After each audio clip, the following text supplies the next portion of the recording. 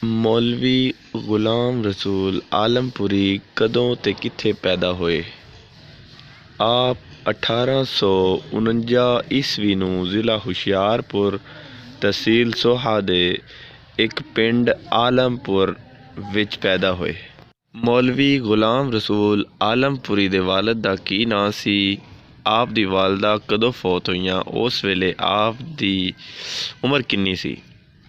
ਚੌਧਰੀ ਮੁਰਾਦ ਬਖਸ਼ ਜ਼ਾਦ ਦੇ ਗੁਜਰ ਆਪ ਦੀ ਵਾਲਦਾ ਮੁਹਤਰਮਾ ਅਜੇ 6 ਮਹੀਨੇ ਹੀ ਨਹੀਂ ਹੋਏ ਸਨ ਆਪ ਨੂੰ ਹੋਇਆ ਅਤੇ ਆਪ ਅੱਲਾ ਨੂੰ ਪਿਆਰੀਆਂ ਹੋ ਗਈਆਂ। ਆਪ ਦਾ ਬਚਪਨ ਕਿਸ ਤਰ੍ਹਾਂ ਦਾ ਗੁਜ਼ਰਿਆ? ਆਪ ਆਪਣੇ ਬਾਲਪਣੇ ਦੀ ਉਮਰ ਵਿੱਚ ਨੱਥੂ ਨਾਂ ਨਾਲ ਮਸ਼ਹੂਰ ਹੋਏ ਅਤੇ ਵਾਲਿਦ ਦੇ ਨਾਲ ਮਾਲ ਡੰਗਰ ਵੀ ਚਰਾਉਂਦੇ ਰਹੇ। ਆਪ ਨੇ ਕਿਹੜੇ ਉਸਤਾਦਾਂ ਕੋਲੋਂ ਤਾਲੀਮ ਹਾਸਲ ਕੀਤੀ? ਆਪ ਨੇ ਮੁੱਢਲੀ ਤਾਲੀਮ ਆਪਣੇ ਪਿੰਡ ਦੇ ਮੌਲਵੀ ਹਾਮਦ ਸਾਹਿਬ ਕੋਲੋਂ ਅਤੇ ਅਰਬੀ ਫਾਰਸੀ ਦੀ ਤਾਲੀਮ ਮੌਲਵੀ ਉਸਮਾਨ ਹੋਰਾਂ ਕੋਲੋਂ ਹਾਸਲ ਕੀਤੀ। ਦਾਸਤਾਨ ਅਮੀਰ ਹਮਜ਼ਾ ਕਦੋਂ ਲਿਖੀ ਗਈ ਅਤੇ ਕਿੰਨੀਆਂ ਜਿਲਦਾਂ ਸੀ? ਇਹ ਦਾਸਤਾਨ ਆਪ ਨੇ 15 ਸਾਲਾਂ ਦੀ ਉਮਰ ਵਿੱਚ ਲਿਖੀ। ਇਸ ਦੀ ਤੀਜੀ ਜਿਲਦ ਜਿਹੜੀ ਹੈ ਉਹਨਾਂ ਨੇ ਮੀਰਪੁਰ ਵਿੱਚ ਜਦੋਂ ਉਹ ਮੁਦਰਸ ਹੋ ਗਏ, ਪੜ੍ਹਾਉਣ ਲੱਗ ਪਏ, ਅਤੇ ਆਪ ਨੇ ਤੀਜੀ ਜਿਲਦ ਉਸ ਵੇਲੇ ਮੁਕੰਮਲ ਕੀਤੀ। ਮੌਲਵੀ ਗ਼ੁਲਾਮ ਰਸੂਲ ਆਲਮਪੁਰੀ ਕਿੰਨੀਆਂ ਸ਼ਾਦੀਆਂ ਕੀਤੀਆਂ ਅਤੇ ਉਹਨਾਂ ਦੀ ਔਲਾਦ ਕਿੰਨੀ ਹੈ? ਆਪ ਨੇ ਯਕੇ ਬਾਅਦ 3 ਸ਼ਾਦੀਆਂ ਕੀਤੀਆਂ। ਇੱਕ ਵਿੱਚੋਂ ਔਲਾਦ ਨਾ ਹੋਈ ਅਤੇ ਦੂਜੀ ਵਿੱਚੋਂ ਇੱਕ ਕੁੜੀ ਨੇ ਜਨਮ ਲਿਆ ਜਿਹਦਾ ਨਾਂ ਉਹਨਾਂ ਨੇ ਆਇਸ਼ਾ ਰੱਖਿਆ, ਅਤੇ ਤੀਜੀ ਬੀਵੀ ਵਿੱਚੋਂ ਵੀ ਇੱਕ ਕੁੜੀ ਹੋਈ, ਉਹਦਾ ਨਾਮ ਆਪ ਨੇ ਖਤੀਜਾ ਰੱਖਿਆ।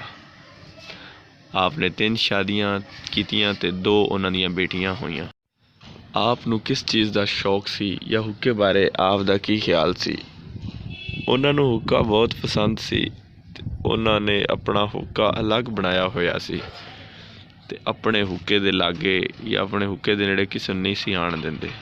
ਉਹ ਆਪਣਾ ਹੁੱਕਾ ਆਪ ਹੀ ਪੀਂਦੇ ਸਨ, ਕਿਸੇ ਹੋਰੀ ਨੂੰ ਨਹੀਂ ਪੀਣ ਦਿੰਦੇ ਸਨ। ਮੌਲਵੀ ਗ਼ੁਲਾਮ ਰਸੂਲ ਆਲਮਪੁਰੀ ਕਦੋਂ ਫੌਤ ਹੋਏ ਅਤੇ ਉਹਨਾਂ ਦਾ ਜਨਾਜ਼ਾ ਕਿਸ ਪੜ੍ਹਾਇਆ? ਆਪ 1892 ਨੂੰ 43 ਸਾਲਾਂ ਦੀ ਉਮਰ ਵਿੱਚ ਵਫਾਤ ਪਾ ਗਏ ਅਤੇ ਉਹਨਾਂ ਦਾ ਜਨਾਜ਼ਾ ਅਬਦੁੱਲਾ ਤਲਵੰਡੀ ਵਾਲੇ ਨੇ ਕਰਾਇਆ। ਮੌਲਵੀ ਗ਼ੁਲਾਮ ਰਸੂਲ ਆਲਮਪੁਰੀ ਦਾ ਉਰਸ ਕਦੋਂ ਹੁੰਦਾ ਹੈ ਅਤੇ ਕਿਹੜਾ ਕਿੱਸਾ ਆਪ ਦੀ ਵਜ੍ਹਾ ਸ਼ੋਹਰਤ ਬਣਿਆ? ਆਪ ਦਾ ਉਰਸ 24 ਫੱਗਣ ਅਤੇ 15 ਹਾੜ 2 ਵਾਰੀ ਹੁੰਦਾ ਹੈ ਅਤੇ ਆਪ ਦੀ ਵਜ੍ਹਾ ਸ਼ੋਹਰਤ ਕਿੱਸਾ ਆਸਨੁਲ ਕਸਸ ਯਾਨੀ ਯੂਸਫ ਜ਼ੁਲੈਖਾ ਵਾਲਾ ਕਿੱਸਾ ਆਪ ਦੀ ਸ਼ੋਹਰਤ ਬਣਿਆ। ਆਪ ਦੀਆਂ ਲਿਖਤਾਂ ਦੇ ਨਾਂ ਦੱਸੋ? ਆਪ ਨੇ ਆਸਨੁਲ ਕਸਸ ਯਾਨੀ ਕਿੱਸਾ ਯੂਸਫ ਜ਼ੁਲੈਖਾ, ਦਾਸਤਾਨ ਅਮੀਰ ਹਮਜ਼ਾ ਜਿਹੜਾ 3 ਜਿਲਦਾਂ 'ਚ ਲਿਖਿਆ, ਅਤੇ 30 ਹਰਫੀਆਂ ਜਿਨ੍ਹਾਂ ਵਿੱਚ ਹੁਲੀਆ ਸ਼ਰੀਫ, ਸੱਸੀ ਪੁੰਨੂ ਅਤੇ ਚੌਪਟਨਾਮਾ, ਅਤੇ ਇਹ 30 ਹਰਫੀਆਂ ਵੀ ਮਿਲਦੀਆਂ ਨੇ।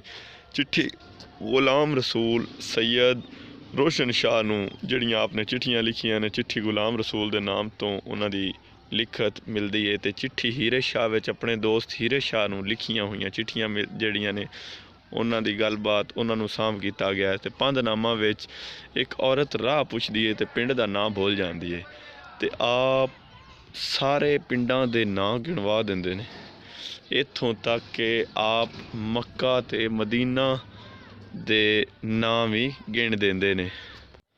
ਆਪ ਦੀਆਂ ਹੋਰ ਲਿਖਤਾਂ ਦੇ ਨਾਂ ਦੱਸੋ? ਗੁਜਰਨਾਮਾ ਵੀ ਲਿਖਿਆ ਅਤੇ ਕਿੱਸਾ ਰੂਪਣ ਵੀ ਲਿਖਿਆ। ਕਿੱਸਾ ਰੂਪਣ ਆਪ ਦਾ ਇੱਕ ਕਸਾਈ ਸ਼ਾਗਿਰਦ ਸੀ। ਉਸ ਇਹ ਕਿੱਸਾ ਚੋਰੀ ਕਰਕੇ ਆਪਣੇ ਨਾਂ 'ਤੇ ਛਪਵਾਉਣ ਦੀ ਕੋਸ਼ਿਸ਼ ਕੀਤੀ, ਪਰ ਜਦੋਂ ਉਹਨੇ ਛਪਵਾਇਆ ਅਤੇ ਛਪਵਾਉਣ ਦੀ ਕੋਸ਼ਿਸ਼ ਕੀਤੀ ਅਤੇ ਸ਼ਰਮਿੰਦਾ ਹੋਇਆ ਅਤੇ ਉਸ ਫਿਰ ਇਹ ਕਿੱਸਾ ਹੀ ਲੁਕਾ ਦਿੱਤਾ। ਫਿਰ ਅੱਜ ਤੱਕ ਇਹ ਕਿੱਸਾ ਨਹੀਂ ਮਿਲ ਸਕਿਆ। ਬਾਜ਼ਗਾਹ ਕਿਸ ਕਿੱਸੇ ਜਾਂ ਦਾਸਤਾਨ ਦਾ ਕਿਰਦਾਰ ਹੈ? ਇਹ ਯੂਸਫ ਜ਼ੁਲੈਖਾ ਜਿਸ ਦਾ ਅਹਸਨੁਲ ਕਸਸ ਨਾਂ ਹੈ, ਉਹ ਮੌਲਵੀ ਗ਼ੁਲਾਮ ਰਸੂਲ ਆਲਮਪੁਰੀ ਦੇ ਇਸ ਕਿੱਸੇ ਦਾ ਇਹ ਕਿਰਦਾਰ ਹੈ।